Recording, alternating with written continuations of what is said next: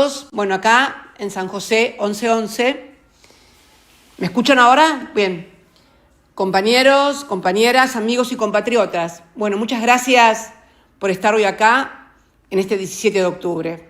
Que no quiero que sea un acto de nostalgia, no, para nada, sino de enseñanza útil para el momento que estamos viviendo. Que para eso, por otra parte, sirve la historia, para aprender de ella. Y digámoslo con todas las letras, porque aquel 17 de octubre del 45 no solo fue una gran movilización de trabajadores, fue por sobre todas las cosas el más formidable acto de conciencia nacional y popular de nuestra historia. Ese día el pueblo argentino descubrió que defender a Perón era defenderse a sí mismo. Perón en ese momento era vicepresidente y secretario de Trabajo y Previsión y estaba detenido. Lo habían detenido. Su prisión había sido ordenada por una facción de militares y fundamentalmente por la presión de la Embajada de los Estados Unidos, que en ese momento la encabezaba un señor llamado Sproul Braden. No era un diplomático cualquiera, era un gran operador de los intereses más poderosos de su país, lobista de petroleras, y estaba convencido que podía manejar la política argentina como una sucursal más del Departamento de Estado norteamericano. Su intervención fue tan, pero tan descarada que el pueblo respondió con una consigna que definió y marcó una época. ¿Braden o Perón? No era una frase solamente, no. Era toda una declaración de independencia. Es que el pueblo no había ido a la plaza por la libertad de un hombre, a la Plaza de Mayo, no. Fueron por la libertad de ellos mismos. Sabían que si Perón caía, también caían los derechos conquistados, el aguinaldo, las vacaciones pagas, la negociación colectiva, la dignidad del trabajo. Es más, en esos días, algunos patrones, cuando se negaban a pagarle el aguinaldo a los laburantes, le decían que te lo pague Perón. Vieja anécdota de la historia. Por eso salieron de las fábricas, cruzaron las puentes, llenaron la Plaza de Mayo para rescatarlo, y lo lograron. Ese día nació algo más que un movimiento político.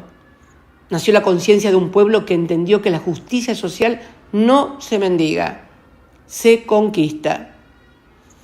Y miren qué cosa más curiosa, ¿no?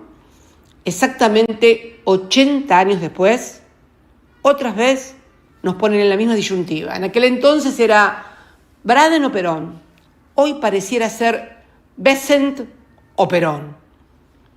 Estar 80 años después en la misma situación revela que el verdadero problema que tenemos como país no es la injerencia extranjera, sino la incapacidad genética de la derecha y del poder económico en la Argentina para proponer un proyecto de país que incluya a todos los argentinos.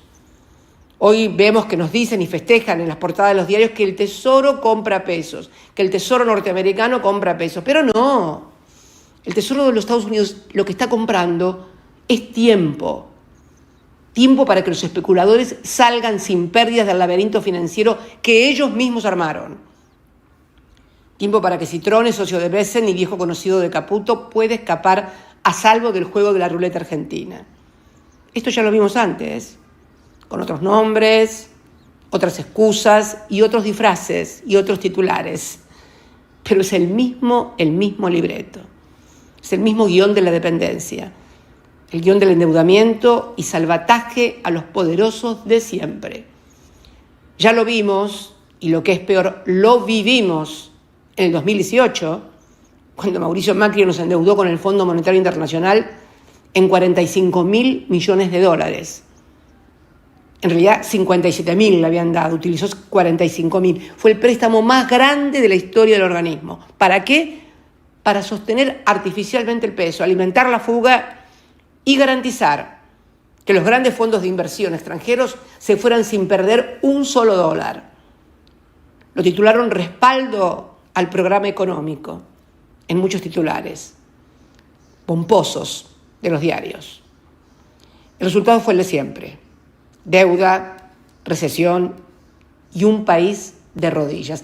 Y acá permítanme una muy breve digresión, porque mientras cumplo mi 4º mes de prisión por una causa completamente armada y por un delito que jamás podría haber cometido, veo en libertad otra vez y endeudando otra vez y fugando otra vez miles y miles de millones de dólares en lo que constituye un verdadero delito de estafa, de defraudación al Estado, a los verdaderos delincuentes de este país. Ya lo hicieron con el megacanje y el blindaje en el 2001 y ahora lo volvieron a hacer con Macri y Caputo en el 2016 y en el 2019 y ahora lo vuelven a hacer otra vez con Milei, Caputo también, y no les pasa nada. Los que pagamos las deudas y le dijimos chau al Fondo Monetario, porque quiero recordar, $0 le debíamos en el 2015 cuando dejé de ser presidenta al Fondo Monetario, $0. Los que mejoramos la vida de millones de argentinos, generamos empleo, invertimos en salud, en educación, en ciencia y tecnología, los que nunca nos arrodillamos y siempre fuimos de frente, presa. Los que endeudan y estafan al país una y otra vez con dólares que nunca nadie vio y dejan al país cada vez peor, a las familias endeudadas, las fábricas cerradas, los jubilados cobrando miserias, la gente en la calle, bueno, los mismos que ahora están haciendo un desastre inédito, debo reconocerlo, y que no se puede creer, con la economía argentina manejada a control remoto por el Tesoro de los Estados Unidos. Nunca visto, de verdad, nunca visto. Violan la Constitución y todas las normas de nuestro país, delegando responsabilidades y obligaciones que le competen como gobierno a funcionarios de países extranjeros. Y además todos libres. Ay, Dios. Como decía Perón, hay tiempos oscuros en la vida de los pueblos en los que todo su honor está en prisión. En fin, y ahora, cuando uno escucha a Trump hablando de Milei como si fuera su empleado del mes, no puede dejar de pensar que algunos pretenden volver a esos tiempos en los que la soberanía argentina se decidía en una embajada. Por eso, hoy, 17 de octubre, no venimos a recordar una fecha. Venimos a recordar una lección de la historia. Cuando un pueblo defiende sus derechos, defiende su libertad. Cuando los poderosos de afuera quieren decidir quién gobierna, la respuesta tiene que ser la misma que hace 80 años. La soberanía no se negocia. Hoy hay algo más profundo que la escasez. Hay cansancio en los argentinos, hay frustración, hay angustia, la sensación de que el futuro no existe. No es solo que no alcanza, es que no se sabe si lo peor ya pasó o si todavía no llegó. Porque ya no es solo el Estado el que está endeudado, son también las familias argentinas. 9 de cada 10 hogares tienen deudas. 1 de cada 8 arrastra 3 o más al mismo tiempo. Y 3 de cada 1 están en mora, ya me han escuchado otras veces. Es decir, no pueden pagarlas. Y lo más grave es que la mayoría de esas deudas nacieron en el 2024. No equivocarse, por favor. Fue el primer año del nuevo modelo libertario. Libertad para endeudarse y morirse de hambre, parece ser la cosa. Todavía se puede encontrar, y acá también quiero hacer un poquito de memoria, todavía se puede encontrar la declaración de un ex ministro de Economía de Macri diciendo que en el 2015, cuando asumieron, habían recibido un país en el que no solo estaba desendeudado el Estado, sino que también estaban desendeudadas las empresas y las familias argentinas. Por eso creo que va a ser muy importante tomar medidas para solucionar esta crisis. Yo obviamente no voy a estar a disposición de impulsar esos proyectos porque no soy diputada. Recuerdo que no me dejaron serlo. Pero en algún momento será importante impulsar una ley de segunda oportunidad para hogares vulnerables, porque nadie puede construir su vida con la soga al cuello. Nadie puede criar a sus hijos, estudiar, trabajar o emprender con tarjetas bloqueadas o con miedo al embargo por haber comprado comida o medicamentos. Por eso va a ser necesario algún tipo de programa nacional de alivio de deuda personal. Como ya se ha hecho, no estoy inventando nada, se ha hecho en otros países y con éxito. Un plan que permita a cada ciudadano renegociar sus deudas con tasas justas, plazos sostenibles y descuentos sobre intereses y mora, bajo reglas claras y con respaldo del Estado. Y bueno, y también para que esto y muchas otras cosas puedan ser posibles, vamos a tener que comenzar a diseñar instrumentos que desalienten la fuga especulativa de capitales que le restan dólares al país y condenan a la Argentina al endeudamiento permanente que se paga con la destrucción del futuro y del presente. Presente de bajos salarios, de caída del consumo, desocupación, cierre de fábricas, recesión, pobreza.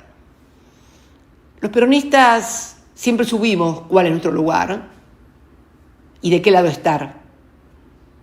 Del lado de los que sufren, no de los que especulan. Por eso tenemos que volver a hacer lo que mejor sabemos hacer, que es poner el cuerpo, dar la cara y construir una salida colectiva junto a todos los argentinos. Esa fue siempre nuestra fuerza, transformar el dolor en organización, la crisis en esperanza y la desesperanza en militancia. Y ojo, que si no lo hacemos nosotros, no lo va a hacer nadie. Milei, está claro, está ocupado en otras cosas. Cuando no está en Estados Unidos, anda recorriendo los sets de televisión tratando de dar explicaciones, no ya de su ex candidato narco en PBA, sino reconociendo que no tiene ni respuestas, ni plan, ni políticas para que los hogares argentinos puedan llegar a fin de mes. Reconocimiento explícito y público. Increíble. Por eso, compañeros y compañeras, una vez más la tarea vuelve a recaer sobre nosotros. Y es importante que lo recordemos hoy, precisamente, 17 de octubre, Día de la Lealtad Peronista, porque la historia no se repite por capricho. Se repite cuando los pueblos olvidan las razones por las que alguna vez salieron a la calle. Ayer nos querían imponer un modelo desde la embajada. Hoy ya lo hacen directamente desde el despacho Oval en Washington. Cambian los nombres, cambian los formatos, pero el libreto siempre es el mismo. Disciplinar a la Argentina para que acepte su destino de colonia financiera y regale a precio de remate sus recursos naturales. Y frente a eso, hay que decirlo con todas las letras, los argentinos ya saben lo que hay que hacer. Porque cuando el pueblo tiene memoria, los espejismos se disuelven. Por eso, en este 17 de octubre, nuestra tarea no es mirar atrás con nostalgia, sino mirar adelante con coraje. Que este Día de la Lealtad sea la antesala del 26 de octubre, el punto de partida de una nueva mayoría popular que vuelva a poner a la Argentina de pie. Milei ya tiene el voto de Cristalina Georgieva, la señora del fondo. Aunque no sepamos en qué mesa le toca votar, todos sabemos por quién vota. Tiene el voto del embajador Lamelas, el que dice como Braden que tengo que estar presa. Tiene el voto de Scott Bessent.